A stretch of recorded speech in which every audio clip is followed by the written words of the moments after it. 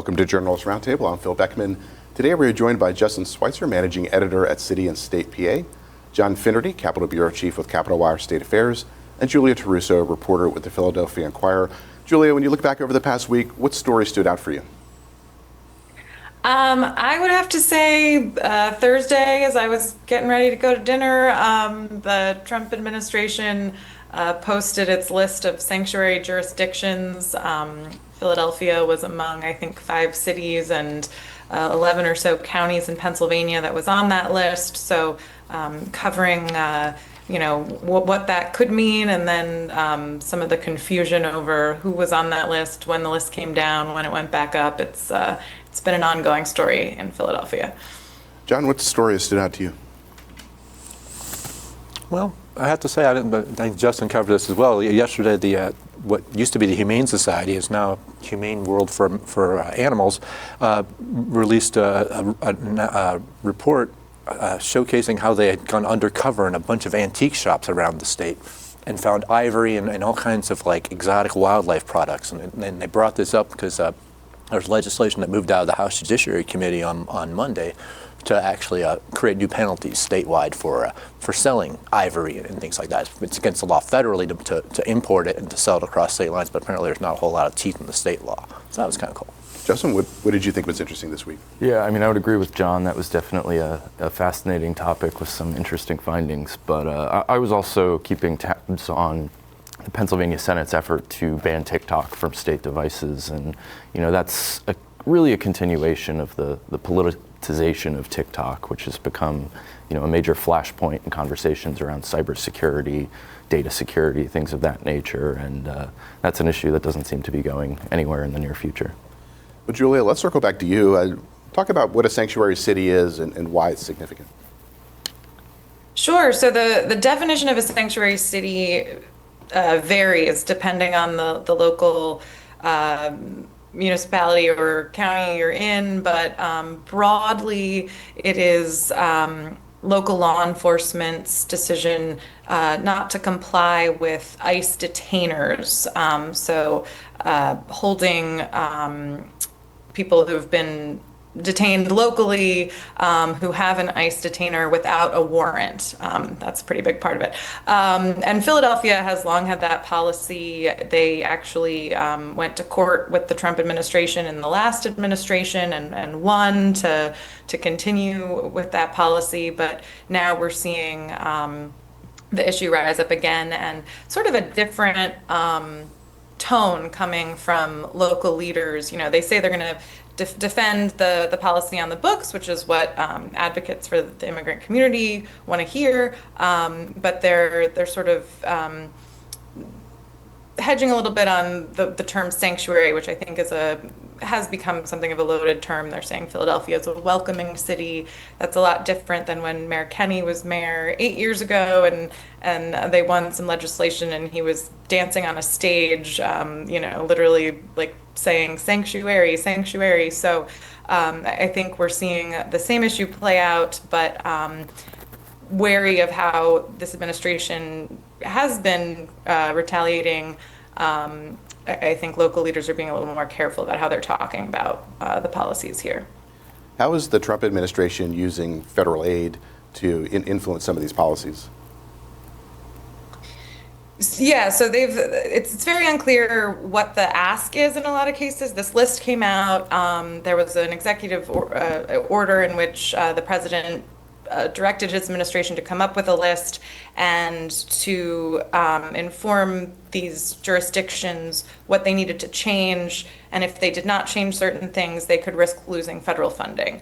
But we're sort of early in that process. We're still waiting to hear, what directions Philadelphia and other places have gotten, and certainly if it were to get to the point of threatening to withhold federal funding, I think you'd almost absolutely see that go before the courts. Are there other cities around the state that are considered sanctuary cities?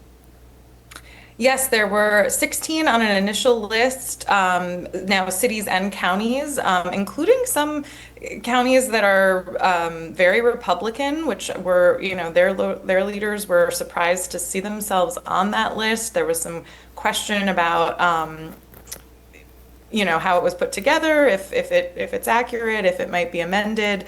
The list came down off the website and then went back up, although Pennsylvania's list didn't change. So I think there's a lot of confusion around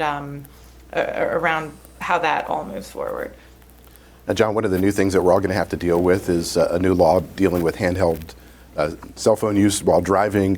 What's going on there? Yeah, and of course, this has been an issue that's kind of gone on for, well, as long as cell phones existed, right? We've had a law in place that banned texting while driving, but what they found is that, is that largely it was, kind of outdated in the sense that, most people are using other technology as well as texting. But beginning today, a law we passed last summer says you can't use your handheld cell phone. Now, as I understand it, for the next 12 months, they're just going to be given warnings.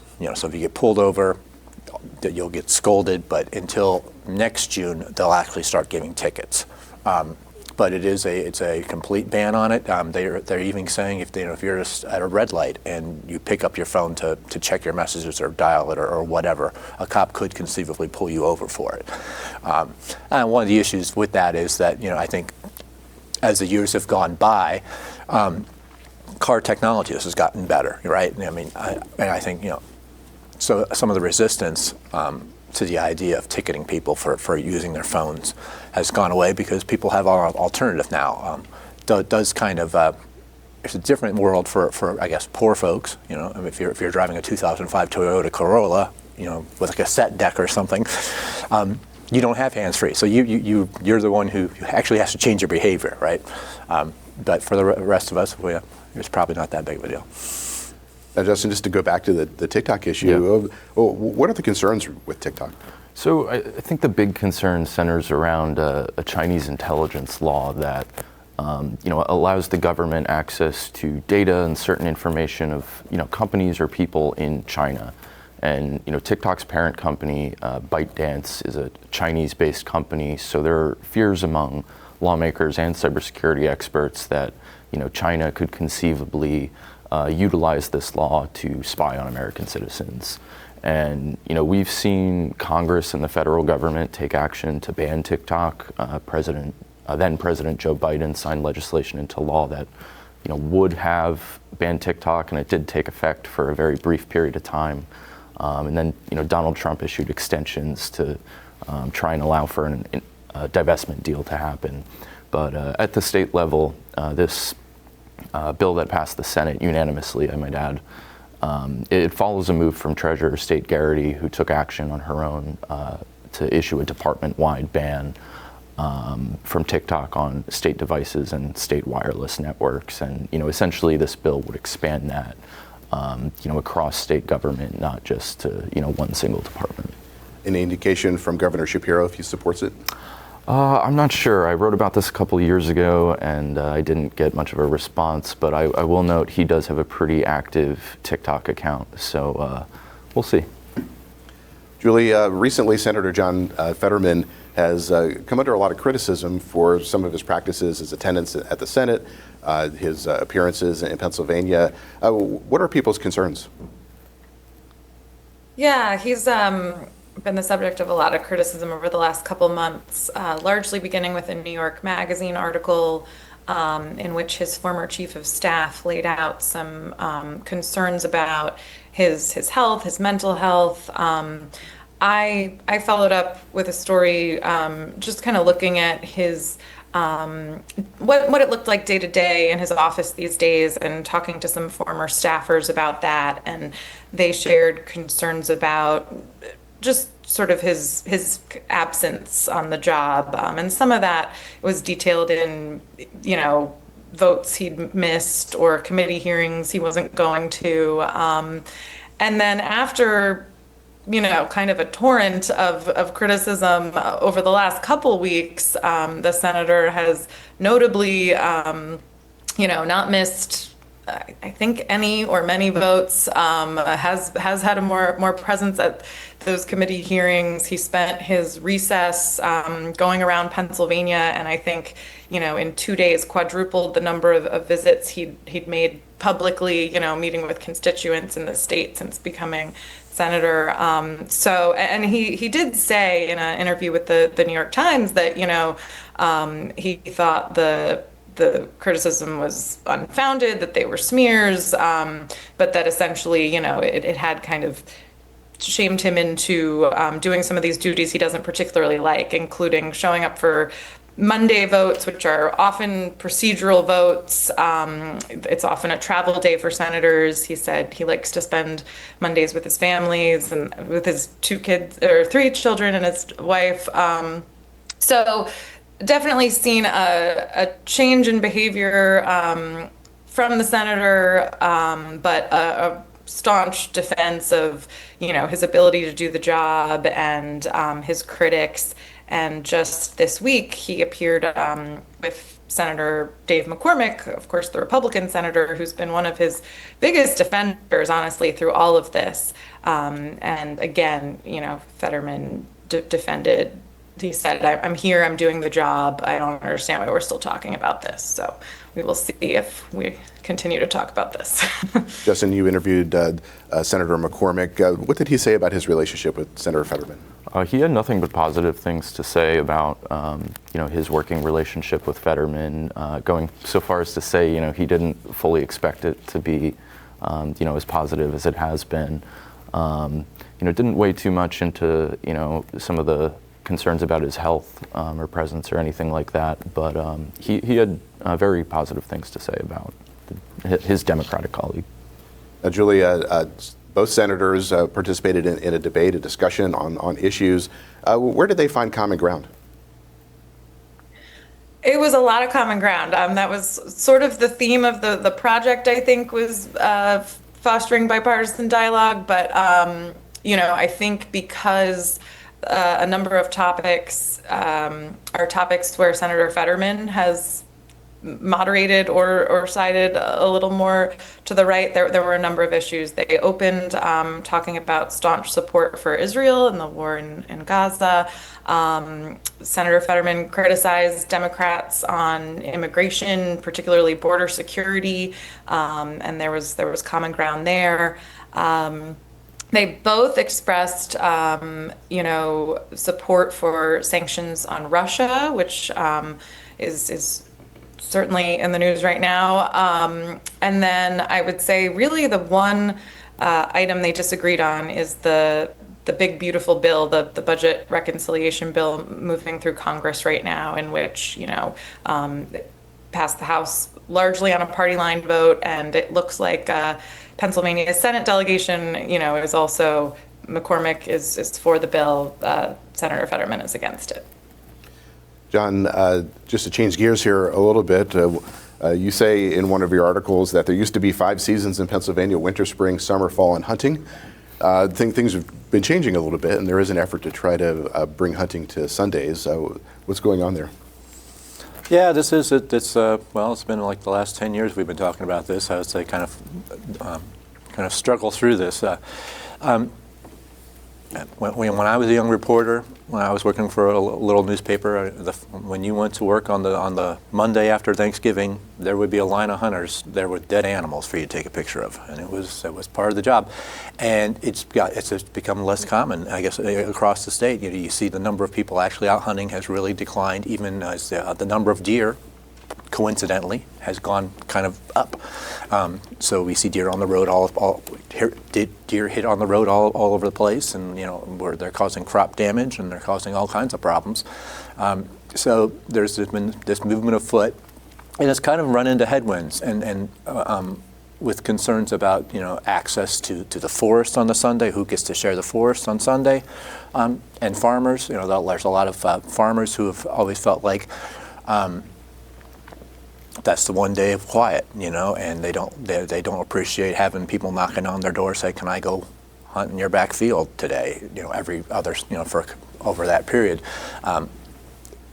Farm Bureau itself, the organization, apparently has come on board and has backed this idea of the Sunday hunting. Through a variety of, I think there's been tweaks about how you make the law so that you guarantee that the person who's out hunting actually has permission, and sort of what happens if they don't have permission. That gets fuzzy because the bill always seems to change every session and things like that. But a couple years ago they did a pilot and they said you do three Sundays, but there is now the movement afoot again with support. Seems like in both chambers, and again, this is sort of the devil in the details thing. Is will they actually agree on a bill? Because conceptually, both chambers passed a repeal of the Sunday hunting ban last session, but never got around to reconciling them. There are companion bills. The House moved one. The Senate one is apparently identical. So maybe there's a reason to believe it actually will happen. Maybe that will be the one thing that happens in Harrisburg this year. Justin, one of the key issues around today is Pennsylvania's changing demographics. There are many growing elderly population and concerned about caregivers and workforce within hospitals and nursing homes. What are some of the challenges the state is facing right now? Yeah, so I've talked to a mix of caregivers and people in the caregiving space, whether it be in-home care, long-term care, and across these different sectors, they're all stressing that there is a workforce shortage as it stands now. There's not enough people available to care for those in need. And in addition to that, as the state gets older and continues to age, that's only going to be exacerbated. And so, when it comes to things like Medicaid reimbursement rates and funding for salaries and things like that, caregivers want to see more at the state level. And there's also concerns now with the big beautiful bill moving through Congress that could further strain a sector that's already struggling and may continue to struggle if we don't change how we fund and attract these workers to our state. How do these workforce shortages affect wait times in emergency rooms and nursing homes? Mm-hmm. Well, I mean, we see waiting lists in different places as it stands now, and if you're you can't get care in one space, that might require someone to go to the emergency rooms for things like checkups or more minor medical issues that could maybe be treated in a different setting. So it has an impact on the residents as well, and I think that's something that needs to be kept in mind. That as we talk about the caregivers who are facing an incredible strain, the people they care for are also feeling the brunt of this challenge as well. You mentioned Medicaid reimbursement rates. How significant is that a part of salaries of these workers? It's pretty significant. I think a large percentage goes toward salaries of the direct care workers, and then a portion of it goes to the administrative side. But any increase in reimbursement rate would be a welcomed move from these workers. Julia, President Trump was recently in Pittsburgh where he held a rally related to a new deal between steel companies. What would that deal do? Yeah, so this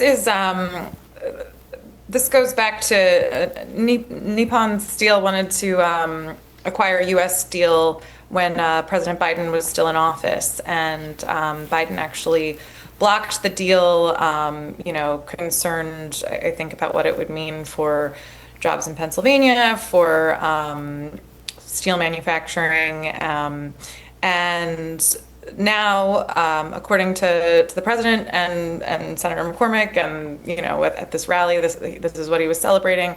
There's a new deal that increases the investment that Japan is going to put in. The Japanese company is going to put into the deal, almost doubles it, I think, by an additional $14 billion.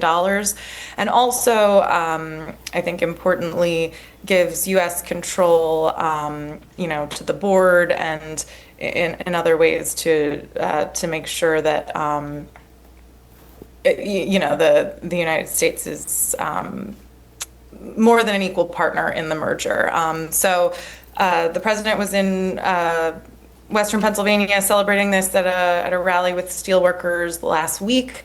One group that's been a little, he was with steelworkers, but some of the leaders of the U.S. Steel Union had expressed some concern, just wanting to see the details, I think, and some skepticism about being acquired by or being merged with a Japanese company. So I think for the president, it's a win. Senator Fetterman, the Democratic senator, also applauded that a better deal came out of this, and so he was here celebrating that. John, the state budget is due at the end of the month, and one of the key issues that they're talking about is transit funding. Is there a significant divide between, say, urban transit issues and rural transit issues? I think the way that I think it's being cast now, at least from the people who are lobbying for more transit funding, is that the big systems like Philadelphia and Pittsburgh just have bigger problems that became apparent more quickly, right? And so they've already both come out and said, if we don't get more money, we're going to make really horrible cuts to service. I think advocates will tell you that the smaller systems are going to have similar problems.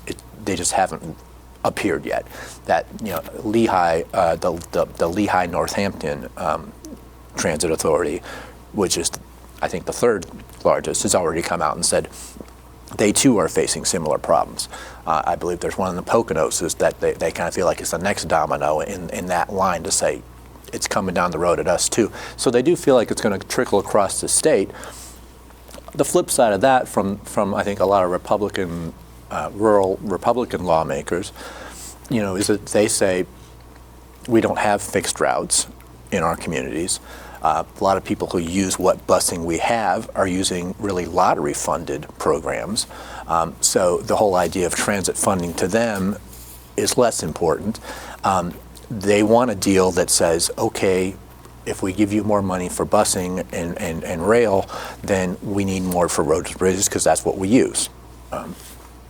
I do know there was a pretty spirited discussion about this at the end of the Senate session yesterday. Started with Senator Collette speaking about Medicaid, but then Senator Pittman, the majority leader, kind of took umbrage and kind of responded. Then he and Senator Scott Martin, the Appropriations Committee chairman, then both kind of raised the transit issue as this is really it feels like that may be sort of the big thing that is either going to solve the budget or have us here all year. And the bottom line is, you look at year over year, the governor, whether it was Tom Wolf, and I won't go back to corporate because that's a little different, but when we've had the Democratic governor and Republicans in the legislature, the Democrat governor, whether it's Tom Wolf or Shapiro, has come out with these budgets, and they're like, we're going to increase spending by $8 billion this year. And Republicans immediately come out and go, well, that's a deal breaker. We're never going to do that. Well, then they increase spending by $5 billion. So we hear this every year. So the question is, do we believe this is the year we actually are going to have another big fight over it? Or is this a year where we're just going to try to sneak out and do the deal we can do? I guess we'll find out in 3 weeks. I would just add, on the topic of Philadelphia, I think, access to mass transit is pivotal regardless of, any moment in history. But, looking ahead to 2026, there's a lot going on in Philadelphia that could lead to a major influx in visitors and tourists, things like the FIFA World Cup, MLB All-Star Game, PGA Championship going on in the Philly suburbs, and you have America's 250th birthday celebration and all of the programming that's going on there.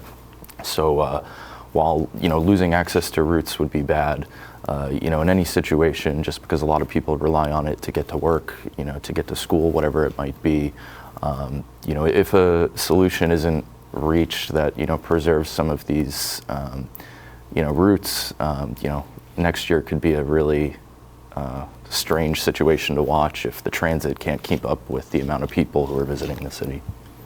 Julia, you're in Philadelphia. Is this something that you're hearing people talk about?